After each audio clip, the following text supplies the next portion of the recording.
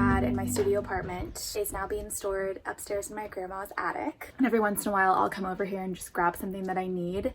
And I've been missing a few books up here, so I'm gonna go and grab them right now.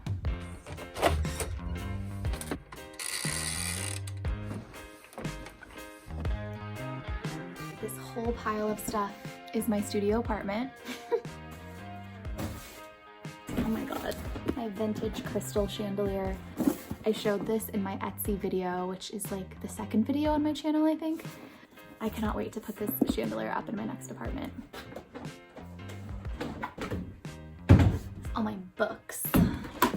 Remember Love by Cleo Wade. I've read this twice already and it just is great.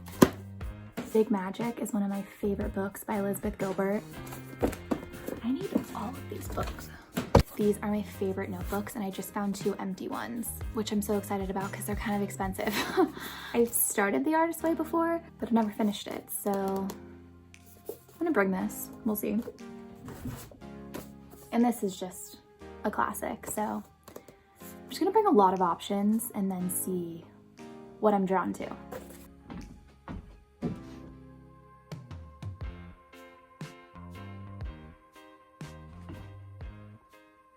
So when I moved home to my parents' house and moved all this stuff up to my grandparents' attic, I was operating under the assumption that I would be in New York within like 6 weeks. I was interviewing with interior design firms and I thought it was just gonna happen really quickly.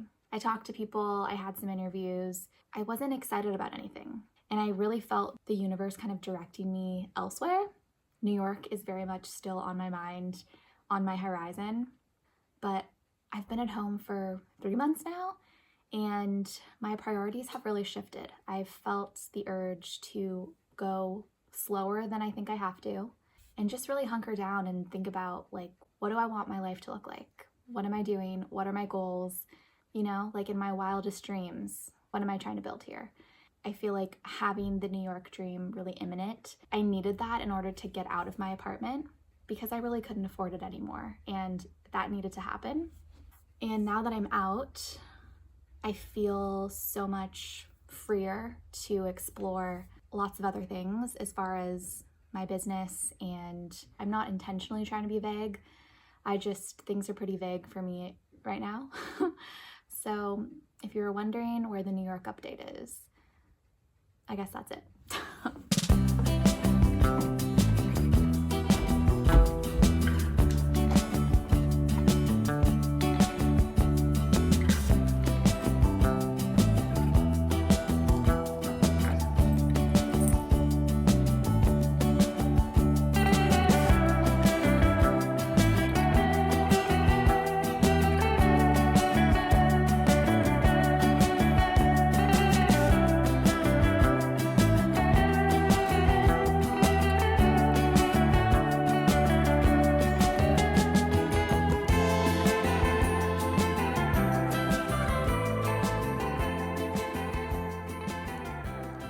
I'm making a few sides for dinner tonight, so I just went to Trader Joe's to grab a few things.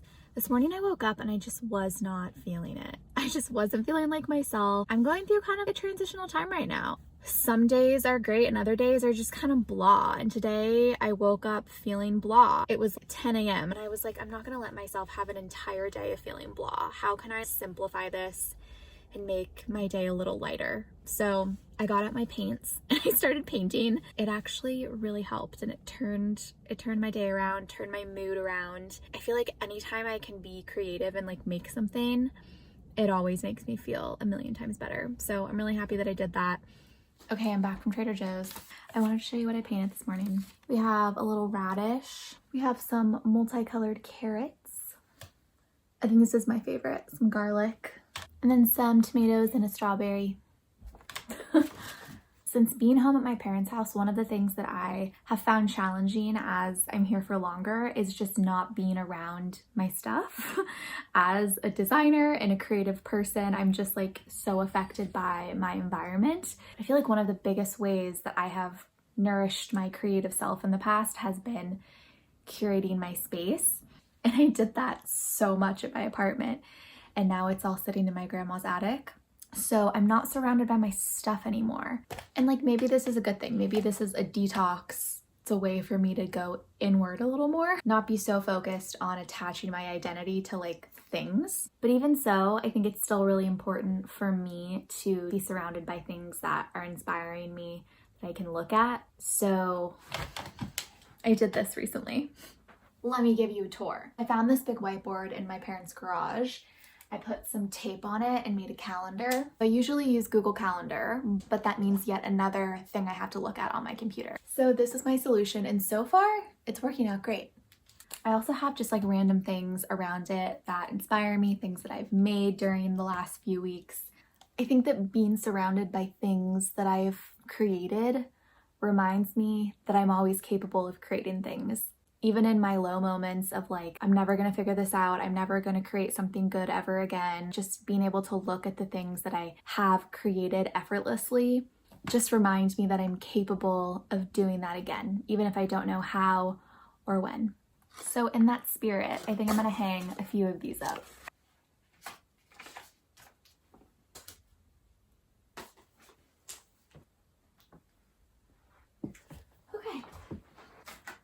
Just gonna put them all up because this is my room and I can do whatever I want. Cool. On a totally different note, my mom wrote a second book and it's coming out April 30th. This is it. It's the Name, Claim, and Reframe workbook. Long story short, this is a companion guide to a book my mom wrote a few years ago called Name, Claim, and Reframe: Your Pathway to a Well-Lived Life. Kind of just a way to help you implement the book a little better. And I don't even think you need to have read the book to benefit from the workbook.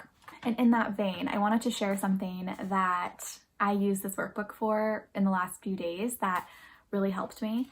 So recently I've had just like weird energy with one of my friends, and it's been making me feel really confused, really uneasy, afraid to reach out. And I've been talking to my mom about it, and she was like, open my book to page 80 and do this exercise and tell me if it helps. I did it and it helped so much. And so it's really simple and I thought I would share. Called Ho'oponopono. I know I'm probably not saying that right.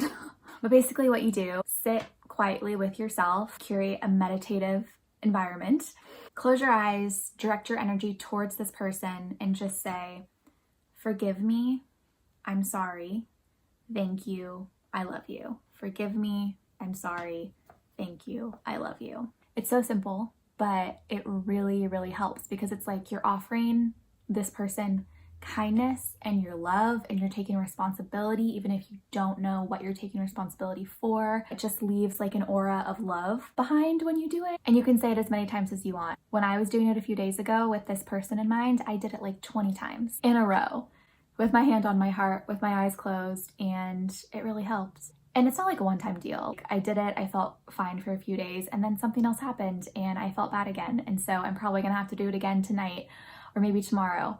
But it's a practice, you know, just like anything. So I thought I would share that. I also took some video of the day the books came in the mail. I was here and my mom saw them for the first time and it was like a pretty special moment. So I'll put that footage in somewhere here. Okay, Mom, what just came in the mail? My pre-release books, my second book, Name, Claim, and Reframe. My mom wrote another book. And it's so exciting. It's like the birth of a baby. Yeah. This was my second baby and this is my second book. So I'm really excited. It's kind of a special day for an author.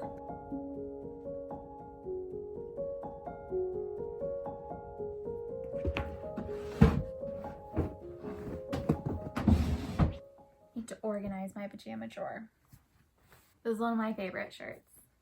So I sold another frame last week, by the way, which I was so excited about. And what's fun is seeing who buys the frames and where they're from. And I have such like a tight-knit, intimate following that I usually recognize the names of the people who buy my frames. A lot of the times it's the people who are liking a lot of my stuff and I recognize their usernames and all that. And a few days ago, the person who bought my frame is a maker who makes beautiful lamps. I have one of her lamps, and then I did 2 lamps of hers in my mom's office when I designed my mom's office for her. Her business is Becky Aubrey Ceramics. I'll put it down there because whenever I post pictures of that lamp, people always ask me where it's from. Anyway, she bought one of my frames and I was just like, oh, it's just so fun, you know? Also, I just need to mention, so this campaign dresser, my great grandfather made this, like with his own 2 hands. Isn't that wild? He made a bunch of pieces of furniture that are still in my family. In my parents' house, a bunch that are in my grandma's house. I feel very inspired just even being around the stuff that he made. Every time I look at this, I'm just like, that is crazy.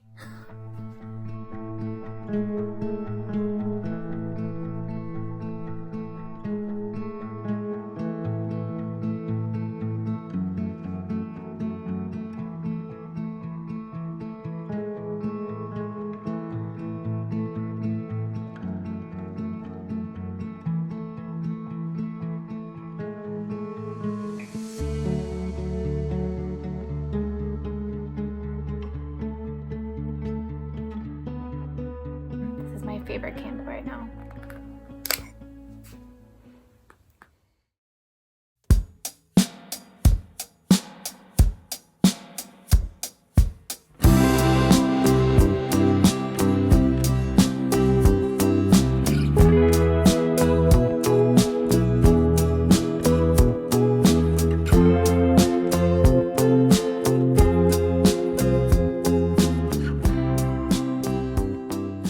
I just grabbed drinks with my friends after work. We went to the patio on Scott Street. I can be such an introvert and I convince myself that I'm so tired and I just want to go home. But then when I actually go get drinks with my friends and I just catch up, I'm like, this is exactly what I needed. The girls that I got drinks with are coworkers from March who I used to work with. I feel like coworker friends are like camp friends. You know what I mean? Like you guys have shared this experience together that nobody else can understand and you can't replicate, and you have this like unique bond. I feel like that's what coworker friends are like. So had a really good time. Tomorrow's an at-home day. I have a few calls, but I'm mostly excited to sleep in tomorrow. So I'm gonna head home now.